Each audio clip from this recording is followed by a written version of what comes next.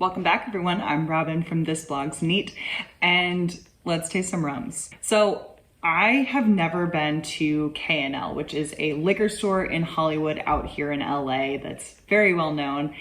And I've ordered from them a number of times, but I visited for the first time and yeah, came home with a number of bottles. They were super knowledgeable, really helpful. The selection is amazing. If you're in LA, go stop at K&L. But anyways, the rums that I picked up while I was there was another Clairin. This is Sonson. And a kind of similar to Clarin spirit.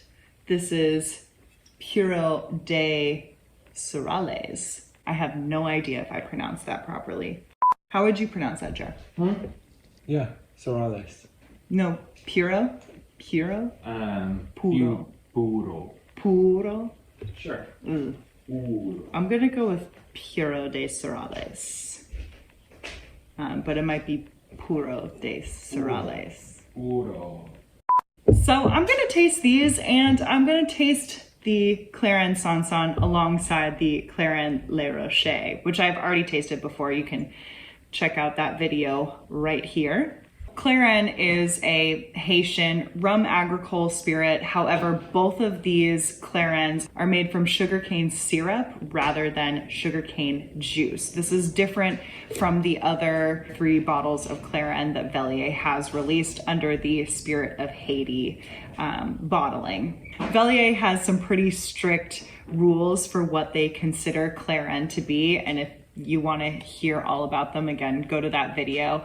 But it's pretty much that it's made really, really artisanally. So all of the cane is locally grown, hand harvested, wild fermented, so no yeast added in. It's all natural fermentation. It's then distilled in copper pot stills using direct fire, and then is bottled at distillation strength. Now, Puro de Surales is actually an Ecuadorian rum that is also made from hand-harvested sugarcane juice. It's fermented using wild yeast, and it's double distilled using handcrafted pot stills. This, as well, is bottled at distillation strength. And Puro is what they call unaged white rum. So, unaged white rum.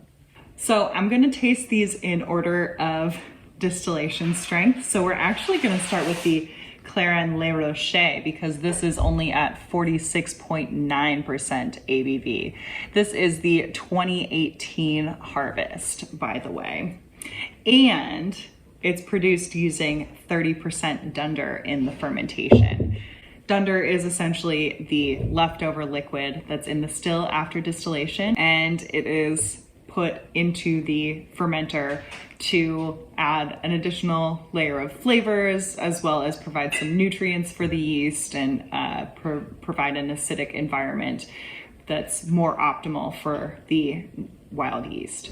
Before I taste these, I want to give a huge shout out to the Patreons. Thank you guys so much for helping to support the channel. I really, really appreciate you guys. And if you, the viewer, would also like to join us over on Patreon, I've got a link in the description below, and I would greatly appreciate your support as well. If you'd like to support the channel in other ways, you can give this video a thumbs up and make sure to subscribe and share the video with your friends and watch more of my videos. So anyways, let's taste the Clairin Le Rocher. So this in the glass appears clear. However, in the bottle has like a slight tint to it. There's no age on this at all. So any of the color is coming through the distillation, which is really unheard of. So I think there's a lot of fun oils in here, and that's what's giving it some of those colors. There's butterscotch and Werther's Originals, and also some like fruity hard candies. So like lots of grandma candies. There's royal icing in here, and just a lot of fruits all around. This is a very complex nose, and you guys have already heard me go on and on with all of my tasting notes in the last video I did of this rum.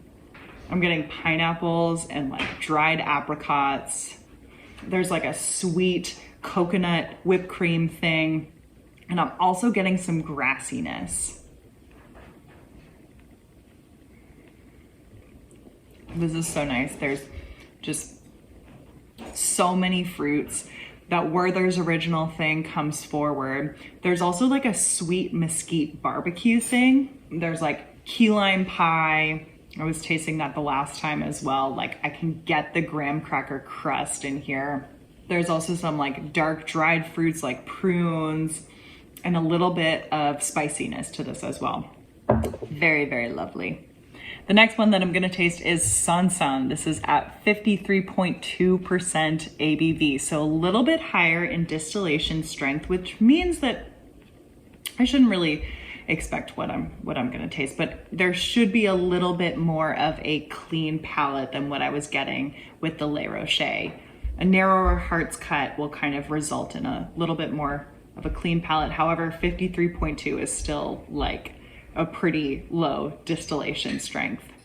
This is also the 2018 harvest. And like I said, just like with the Le Rocher, this is distilled from fermented sugarcane syrup rather than sugarcane juice. Wow, this is so different. This one's like savory. There's like roasted fruits in here. I want to say they're like nectarines. Would you ever roast a nectarine? I don't know. There's also a bit of a nail polish remover / acetone thing too that I kind of have to get past. There's Pringles, like barbecue Pringles. No, that might be the pizza flavored Pringles. Oh yeah. There's a cheesiness to this. This is really fun. Okay, growing up, I used to call this Nana cheese because my Nana always had it. I think it's called pub cheese. It comes in a container. It's a soft cheese. It's like really orange, but then there's also some swirls of like a ruby color worked into it. I have not had it since I was a kid, but I'm getting that on the nose. And then there's the salted crackers. It's wheat thins. That's what I'm getting. Wheat thins. So great. Pairs very nicely with the Nana cheese.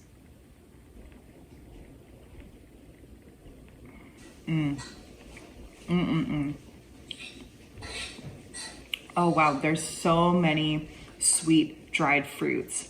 I was not getting that on the nose, but there's figs and there's golden raisins. It's very, very nice. There's also grapes. Red grapes, but it's like if you took a baggie of red grapes and threw them in your backpack and like went on a hike and forgot about them and they got squished by your water bottle and then they started to like ferment a little bit because you found them the next day in your backpack. Super specific. And I've never done that before. There's just a touch of that nail polish remover. Again, it's slightly floral, but erring on the side of nail polish remover. There's a little bit of a pepperiness as well. I think it's like pink peppercorns. This is so different and also so fun. Wow. Okay, last but not least, it's not a Clairin because it's not produced in Haiti. However, it's produced in a very similar manner to Clarin, the Puro de Surales rum. Like I said, this is from Ecuador. So this rum is produced on the family farm of the Corderos. They grow all of the cane themselves. It's then hand harvested and crushed on site. The juice is then wild fermented. Again, no yeast are added in. It's natural fermentation. And then it's double distilled using stills that were hand built. And it is bottled at distillation strength, which is at 60.1% ABV. So that's why I saved it till the end. Now, when I was in KNL and looking at all the fun, funky rums that they had, this was recommended to me. Once I picked up the Clairin Sonson, I was told, this also belongs in your hands. And I think it was like maybe $35. I'll have the correct price in the description below for what I paid for it. But yeah, I was told this is just as great as some of the really nice Clairins that are out there.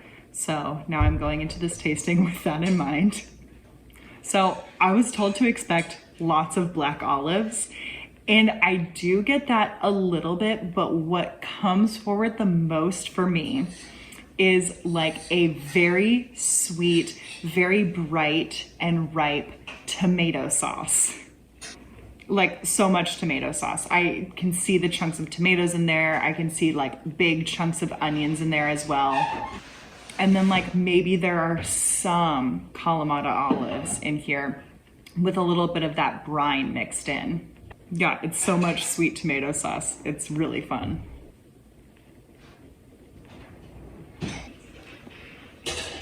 Wow. Similar to the Sonson, I'm getting a lot of like sweet dried fruits. So figs, but more on the side of prunes. And then it's all that like sweet tomato sauce. It's really, really fun. It's a bright tomato sauce. I'm getting some black pepper as well and some oregano. And like the olivey brine doesn't come through too much, but I am getting just hints of it.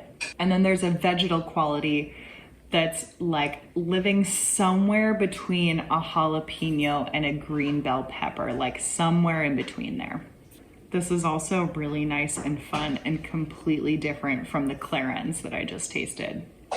So overall thoughts, I am very excited about this kind of unaged cane juice, cane syrup, very artisanally produced category that has been developing with Clarin and this Ecuadorian rum, like really, really nice. And what's also really great about it is that it's very affordable. So both of the Clairins, I think I paid like $45 to $50 for each of them. And then I believe this Ecuadorian rum was about 35, like maybe 40. But yeah, the quality of spirit that you get for under $50 in this category is kind of unmatched anywhere else, in my opinion. If you have tried any of these rums, let me know in the comments below what you thought of them.